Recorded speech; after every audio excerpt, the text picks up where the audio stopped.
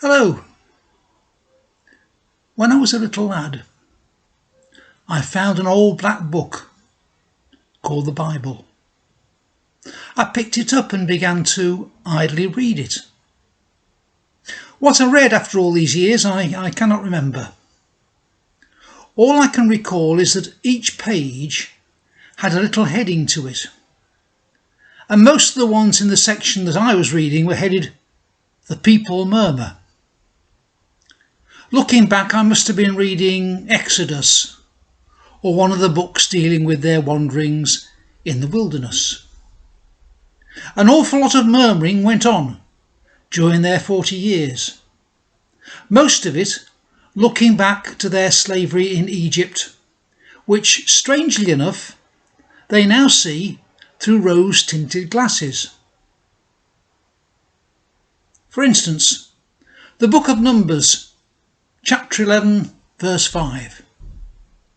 We remember the fish we ate in Egypt at no cost, also the cucumbers, melons, leeks, onions and garlic. But now we have lost our appetite. There was, of course, a cost to what they ate. Principally, their very freedom.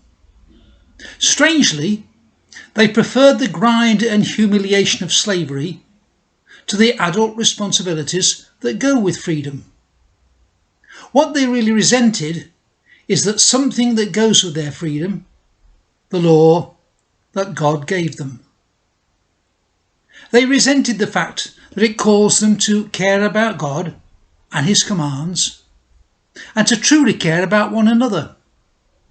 They'd rather have lived in immorality and degradation, even under the cruelties of Pharaoh. If I'd started reading our passage at verse 4, we'd have read this. The rabble with them began to crave other food. It wasn't just the Hebrews who'd escaped through the Red Sea. Other non-Hebrew slaves had come with them, and an ungodly nuisance they then proved to be. It's a long time since I've been to Bristol, but I dare say that most Bristolians are perfectly nice people. Every large city, however, contains a rabble. People who, for whatever perverse reason, will wallow in ill will and enjoy mayhem and destruction. You'll find this element everywhere. But it doesn't surprise me that Bristol has seen the trouble it had a fortnight ago last Sunday and sporadically since. I don't know what your opinion of Edward Colston is, or what you think about keeping or disposing of his statue. And for the purpose of today, I'm not asking you. What I want us to notice, however, is that the pulling down of the statue was illegal. A complex argument has gone on in the last 5 years ago about Colston's memory, embodied as it is in the Colston schools, musical venue the Colston Hall, Colston church services, school events celebrating Colston, and so on.